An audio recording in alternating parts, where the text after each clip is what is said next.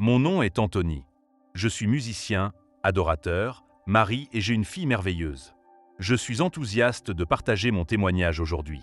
J'ai grandi à l'église, mais avant cela, quand mes parents étaient ensemble, nous n'allions pas à l'église. Ils se sont mariés quand j'avais environ 1 ou 2 ans et nous n'y allions pas.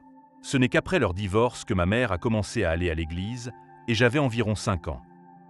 Grandir à l'église m'a appris beaucoup de choses.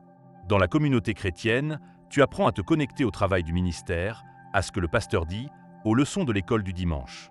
L'église dans laquelle j'ai grandi était super. J'ai appris beaucoup, mais je n'ai jamais eu une vraie relation avec Christ. Je connaissais les fonctions de l'église, mais je ne connaissais pas Jésus. Cela a changé durant mon adolescence, lorsque j'ai commencé à chanter dans la chorale et à faire partie du groupe de louanges. C'est à ce moment-là que j'ai commencé à ressentir qui était Dieu, qui était Jésus, à travers la direction dans la louange et la participation à cet environnement. Puis, je suis allé à l'université, et c'est là que j'ai eu une rencontre qui a changé ma vie à jamais. Vivre Dieu a été quelque chose d'incroyable pour moi. Quand tu es enfant, tu ne comprends pas vraiment ce qui se passe, mais tu sais que c'est différent. Maintenant, plus vieux, je suis capable de comprendre la présence de Dieu. Je me souviens de quand j'avais 7 ans. J'étais dans la chorale, et la directrice de la chorale m'a soudainement demandé de diriger une chanson. Je n'avais jamais fait ça avant, j'avais seulement 7 ans. Mais quand j'ai commencé à chanter, j'ai commencé à pleurer.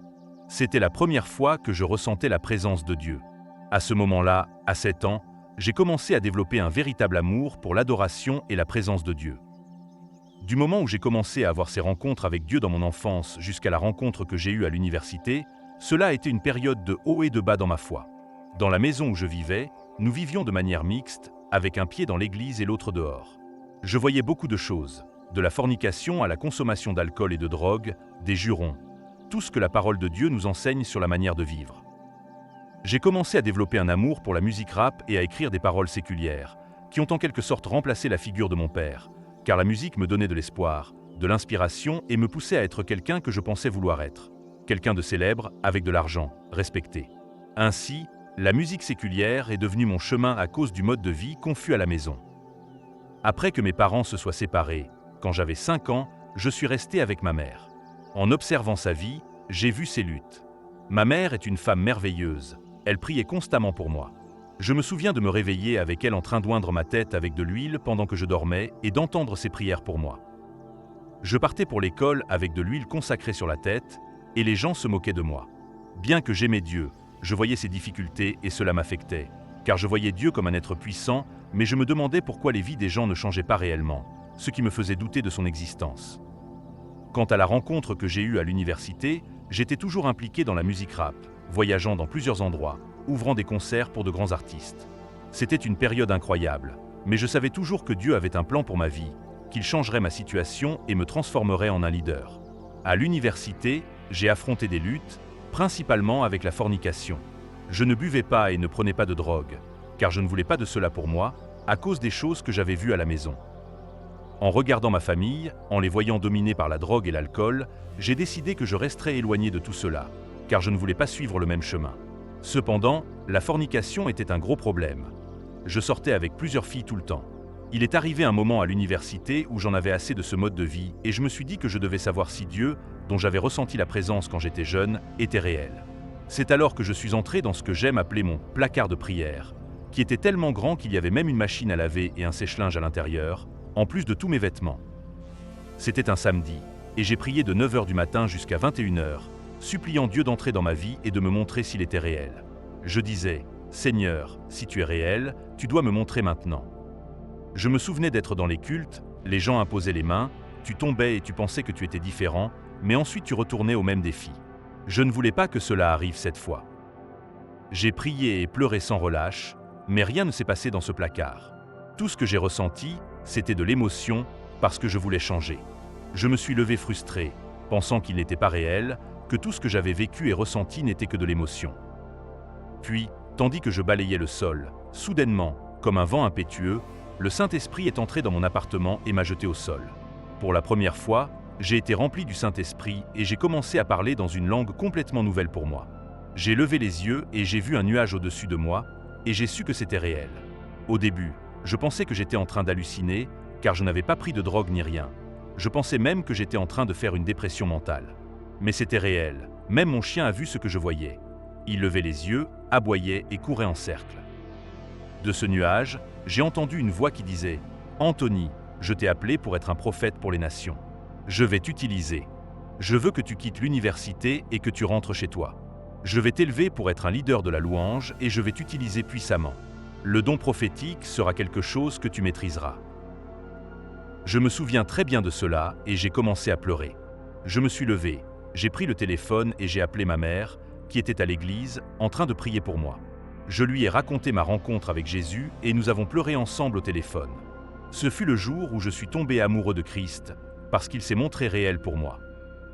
J'ai commencé à étudier les Écritures pour comprendre ce que j'avais vécu.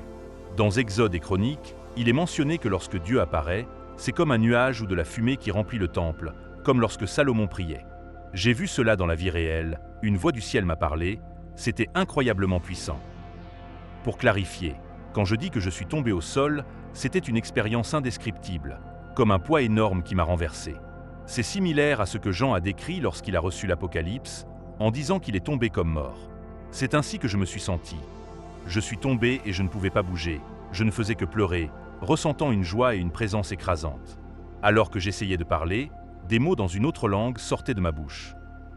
C'était tout nouveau pour moi, je n'avais jamais vécu quelque chose de tel, car l'église où j'étais ne parlait pas en langue et n'avait pas une manifestation de l'esprit comme celle-ci. Ce fut une expérience incroyable. Comme je l'ai dit, elle m'a marqué à jamais. Après cela, je l'ai un peu gardée pour moi, car quand tu as une expérience comme celle-là, tu essaies de la traiter. Je ne sais pas si quelqu'un est comme moi, mais j'ai continué à essayer de comprendre. Est-ce que cela s'est vraiment passé? Est-ce que je suis en train de délirer? J'ai partagé cela avec ma mère et quelques personnes proches, mais je n'ai pas commencé à le crier sur tous les toits. Cependant, je n'ai pas suivi ce que Dieu m'avait dit de faire. Je sentais que si je rentrais chez moi, je serais un échec, donc je ne suis pas allé. Je veux dire, tu vois ce nuage se manifester devant toi et pourtant tu n'as pas fait ce qu'il te disait. Je dis toujours aux gens qu'il y a 3 voix qui nous parlent. La voix de l'ennemi, la voix du monde et notre propre voix. La voix à l'intérieur de moi me disait que, si je faisais cela, les gens me verraient comme un échec, même si Dieu me guidait. Je travaillais sur cet album de rap et j'avais besoin de le terminer. Je voulais que ce soit un succès. Mais je me suis dit que cet album de rap serait différent, plus positif. Dieu ne serait pas fâché à cause de cela, car ce serait quelque chose de positif. Alors, j'ai commencé à travailler sur l'album et je suis allé dans une autre ville avec le producteur avec lequel je travaillais pour le finaliser. Là, Dieu a vraiment attiré mon attention. Ce fut une expérience semblable à celle de Jonas. Dès que nous sommes arrivés, arrêtés à un feu rouge, nous avons commencé à sentir l'odeur de fumée parce que la batterie de la voiture était à l'arrière, quelque chose que je n'avais jamais vu auparavant. La voiture s'est simplement arrêtée et a commencé à émettre de la fumée. J'étais à l'arrière, j'ai paniqué. Le cousin du producteur était à côté de moi et il y avait 2 autres personnes devant. Tout le monde est sorti en courant de la voiture et j'ai été le dernier à sortir. Dès que mon pied a touché le sol, j'ai vu du feu sortir du coffre arrière et j'ai tout perdu. Mes vêtements, mes bijoux, mon argent, mon téléphone et même ma Bible, qui a été complètement détruite dans la voiture. Une voix du ciel m'a dit « Je t'ai dit de rentrer chez toi. Je t'ai dit que tu étais un prophète pour les nations et que je t'utiliserais. Tu dois rentrer chez toi, car je vais t'élever en tant que leader de la louange. » Et je pleurais, et eux pensaient que je pleurais à cause de mes affaires perdues, mais non, je pleurais parce que le Seigneur m'avait dit de rentrer chez moi et je ne l'avais pas écouté. Alors j'ai appelé ma mère, et elle est venue me chercher. Je suis rentré chez moi un dimanche, nous sommes allés à l'église le même jour, et tout ce que j'avais était un sweat à capuche et un t-shirt. Quand je suis arrivé là-bas, il semblait que tout ce que le pasteur disait s'adressait directement à moi, parlant de fuir Dieu. À la fin du culte, il m'a appelé pour chanter, et j'ai pensé, il ne sait pas ce que je viens de traverser, je viens de m'éloigner de ce que Dieu m'avait dit de faire. Je courais, et maintenant tu veux que je chante? J'ai hésité, mais j'ai obéi. Je suis monté sur scène et j'ai chanté, et la présence de Dieu était là. Les gens adoraient, recevaient des bénédictions, des choses se produisaient dans l'atmosphère et Dieu me touchait.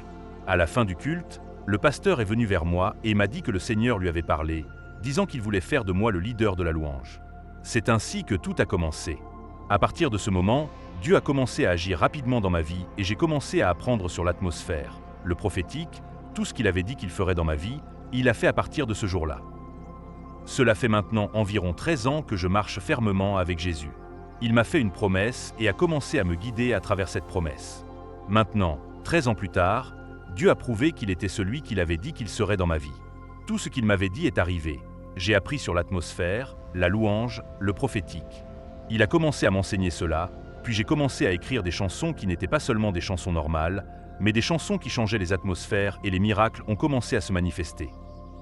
J'ai vu tant de miracles, comme des cancers guéris et des personnes libérées d'esprits mauvais, tout comme on lit dans les Écritures à propos de David jouant et de l'esprit mauvais quittant Saul. J'ai vu cela dans la vie réelle, à travers la louange que Dieu m'enseignait et m'incitait à vivre. Il ne m'a pas laissé simplement dans la louange, il m'a conduit à parler, à prêcher et j'ai commencé à recevoir des révélations des Écritures. Il a commencé à révéler sa parole en moi et je ne pouvais plus la contenir. J'ai dû commencer à prêcher. Lorsque je me suis marié en 2013, ma femme et moi avons décidé de sortir et de commencer notre propre ministère. Depuis, nous avons fait du ministère et Dieu nous a utilisés pour imposer les mains sur les malades et faire toutes sortes de choses. Je pourrais continuer à parler de toutes les promesses que Dieu m'a dites qu'il accomplirait dans ma vie, et il l'a vraiment fait, et je vis cela maintenant. Je peux dire que Jésus est tout.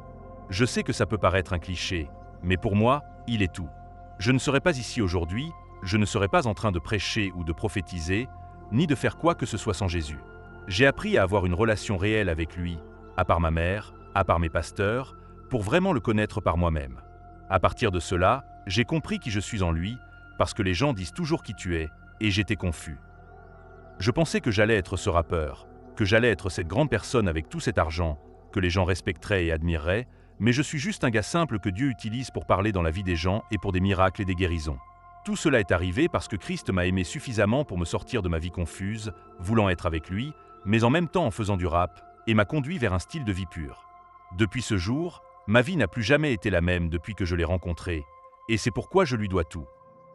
Je comprends pourquoi les gens ont ces insécurités et, encore une fois, j'ai nommé ces 3 voix qui vont te parler et, parfois, ces voix semblent tellement vraies, tout comme l'ennemi est venu vers Ève et lui a dit qu'il ne mourrait sûrement pas, mais il savait déjà que quelque chose allait se passer qui affecterait la génération. Souvent, nous entendons cette voix parce que nous ne réalisons pas ce que Dieu peut vraiment faire. Nous volons tu nsi revelant a nous, du nous monter l'image complete, tu el fas exactement si tu el dit. Mais non, quand Dieu t'appelle, il y aura toujours des luttes, il y aura toujours des problèmes, mais ce n'est pas ton travail de lutter contre ça. Après tout ce que j'ai vécu dans ma vie, j'ai dû prendre une décision consciente de me tourner vers lui et de lui dire « Dieu, je viens vers toi tel que je suis, exactement là où tu m'as appelé, et je vais te permettre de travailler en moi et de changer ma vie. » Et encore, j'ai appris à l'aimer et à comprendre qui il était. C'est ainsi que tu ne fuis pas, car quand tu sais à quel point il est un bon père, à quel point il est gracieux et aimant, pourquoi ne voudrais-tu pas être là? Je suis comme David. Tu sais?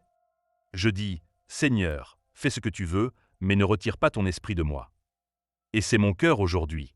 Je ne veux pas fuir ça, et je ne veux pas que tu me l'enlèves. Et c'est là que je veux t'inviter, toi qui passes peut-être par cela ou qui te sens poussé à fuir. Va vers lui, car ce sera la plus grande expérience que tu aies jamais vécue et la décision la plus significative que tu aies jamais prise. Ta vie changera à jamais. Je crois que Dieu est le créateur de la créativité. Lorsque j'ai décidé de continuer à faire de la musique en sa présence, mon oreille a commencé à changer. Quand je dis mon oreille, je veux dire que j'ai commencé à entendre les choses différemment. Je crois que les sons que Dieu donne à une personne sont 10 fois meilleurs que ceux que l'ennemi peut donner. Peu importe qui sont les plus grands producteurs là-bas, quand Dieu donne un son à quelqu'un, ce son va briser des barrières, qu'elles soient raciales ou autres. Il fera des choses que d'autres musiques ne peuvent tout simplement pas faire. Alors, quand tu vois que commencer à faire de la musique pour Christ peut littéralement changer la vie de quelqu'un, tu deviens un peu accro à ça. Pour ceux d'entre vous qui luttent avec le monde séculier parce que vous pouvez sentir que tout va bien. Tu sais, le Cantique des Cantiques est là, il parlait d'amour, il parlait de cela, mais Dieu a dû me montrer quelque chose pour me sortir de cela. Je vais partager rapidement un moment de ma vie. Je faisais une performance avec un rappeur bien connu et je devais ouvrir le show. Quand mon tour est venu de monter sur scène, j'ai fait ma part et, quand je suis descendu, une voix a commencé à me parler, me disant que je devais aller à l'arrière. Je ne comprenais pas pourquoi j'entendais cette voix, mais je suis allé à l'arrière du club où nous nous produisions. Je me suis assis là et il m'a dit « Observe ». J'ai commencé à observer et le rappeur a commencé à chanter et à faire ce qu'il fait, mais mes yeux se sont ouverts, non pas pour être super profond ou super spirituel, mais cela s'est vraiment passé. Mes yeux se sont ouverts au royaume spirituel où j'ai vu des ombres sombres sortir de sa bouche à chaque mot qu'il disait et aller vers les gens. J'ai commencé à voir comment les gens ont commencé à changer. Ils sont devenus plus violents, les filles sont devenues plus séductrices et soudain, des tirs ont commencé à éclater dans le club. Je suis sorti en courant et en pleurant, pensant « c'est ça que tu voulais que je voie ». Ce fut le jour où j'ai dit que j'avais fini avec la musique, parce que si je pouvais faire de la musique qui affectait la génération de cette manière, induisant à la violence, induisant à la fornication, je ne veux pas faire partie de cela. Dieu a dit que les mêmes esprits qui me tourmentent lorsque je fais ma musique tourmenteront aussi les autres. C'est là que le point de bascule s'est produit. Je ne veux pas faire ça. Je veux être une personne qui influence la génération à courir vers Dieu, à vivre une vie pure, heureuse et pleine de joie, pas une vie qui apporte des conséquences. Quand tu vois les effets que l'autre musique a sur la vie d'une génération, ça te pousse à vouloir changer. Je prie pour que Dieu ouvre tes yeux pour que tu puisses voir cela. Je veux partager avec ceux qui peuvent être confrontés à des situations similaires à celles que j'ai traversées. Peut-être que tu es à l'église, mais un peu éloigné, pas seulement en train de faire de la musique séculière, mais luttant contre ta propre chair. Peut-être qu'il y a un problème qui te fait sentir que Dieu est loin, ou que tu essaies de servir, mais que tu luttes avec quelque chose. Je veux que tu saches qu'il y a un chemin pour sortir de tout cela et être en conformité avec Dieu. Sommes rendus justes par Christ Jésus et tout ce que tu as à faire, c'est de venir à lui, apporter ta situation, déposer tes préoccupations parce qu'il se soucie de toi et dire « Seigneur, je veux ton aide pour surmonter tout ce qui m'empêche de recevoir tout ce que tu as pour moi. Je ne veux rien bloquer cela, ni mes désirs, ni ma volonté propre, ni mes problèmes de chair. Dieu, je veux tout ce que tu as pour moi. » Quand j'ai pris cette décision, ma vie a complètement changé. Tu peux le faire aujourd'hui. Tu n'as pas besoin de quelqu'un pour te guider dans ce processus. Je ne dis pas qu'un pasteur est mauvais ou quoi que ce soit, mais il y a quelque chose de spécial à connaître Christ par soi-même. Nos US avons été faits à l'image de Dieu, mais les Écritures nous disent aussi que nous sommes l'épouse du Christ, ce qui signifie que nous sommes dans un mariage avec lui. Il n'y a rien de perverti dans cela. C'est un engagement, une connexion, une relation intime qui nous mène vers une nouvelle dimension dans notre foi. Une fois que nous apprenons à nous rapprocher de lui, en nous approchant de Dieu, il s'approchera de nous. Alors, je voulais dire à ceux qui peuvent lutter avec ces mélanges, qui disent qu'ils ont d'autres choses dans leur vie, remettez-les à Dieu et votre vie ne sera plus jamais la même. Et maintenant, pour ceux qui reçoivent ce que je dis, j'aimerais prier pour vous maintenant. Oui, Père, au nom de Jésus, pour ceux qui regardent et luttent avec ce que j'ai mentionné, peu importe le problème, Dieu, tu sais, ce n'est pas de mon ressort, ni de celui de quelqu'un d'autre, mais Dieu, tu sais. Et Père, je prie maintenant pour que tu leur donnes de la force. Ta parole dit que nous pouvons tout faire par Christ qui nous fortifie. Père, tu es celui qui nous donne le pouvoir de vaincre la chair, le pouvoir de vaincre l'ennemi. Ce n'est pas par nos propres moyens, nos propres prières ou nos propres jeûnes. Oui, cela aide, mais en fin de compte, c'est toi qui as le pouvoir. Alors, Père, je prie pour que tu commences à les ministérer et que tu leur fasses mettre de côté leurs propres forces pour prendre les tiennes. Nous nous glorifions de nos faiblesses pour que ta force soit révélée. Père, où qu'ils soient en train de regarder, je prie pour que ton esprit commence à les toucher dès maintenant et les libère, les rapprochant davantage de toi, Dieu. Il n'y a pas de distance dans l'esprit. En faisant cette déclaration, toutes les chaînes qui les retiennent peuvent être brisées à cause de ton onction, de ton amour et de ta grâce. Je libère cela sur eux maintenant et je déclare qu'ils sont poussés vers leur destin et qu'ils n'ont plus besoin de fuir ou de se cacher, mais qu'ils peuvent se tourner vers toi et être transformés à jamais. Au nom de Jésus, Amen.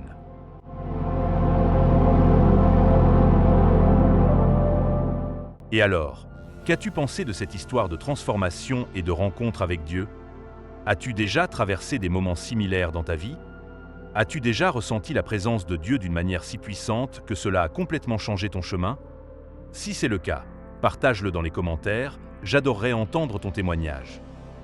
Si cette histoire t'a touché, encouragé ou fait réfléchir, n'oublie pas de t'abonner à la chaîne et d'activer les notifications. Ainsi, tu seras au courant de tous les nouveaux témoignages et enseignements que je partage ici, pour que nous puissions grandir ensemble spirituellement et découvrir davantage sur l'amour et la puissance de Dieu. Rappelle-toi, Dieu a un plan incroyable pour ta vie, et j'espère pouvoir t'aider dans ce parcours. À très bientôt!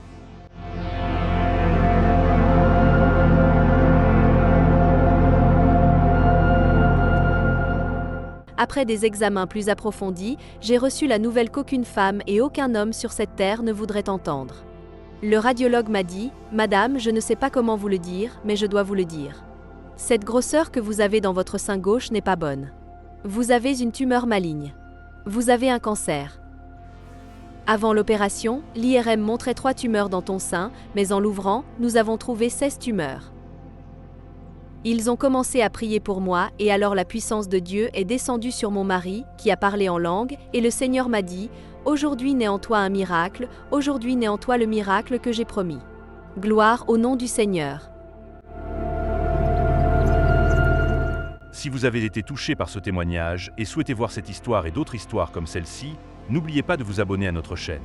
Ici, nous partageons des expériences puissantes qui peuvent transformer des vies et renforcer la foi. Cliquez sur le bouton d'abonnement, activez la cloche pour recevoir des notifications et rejoignez notre communauté de foi et d'espoir.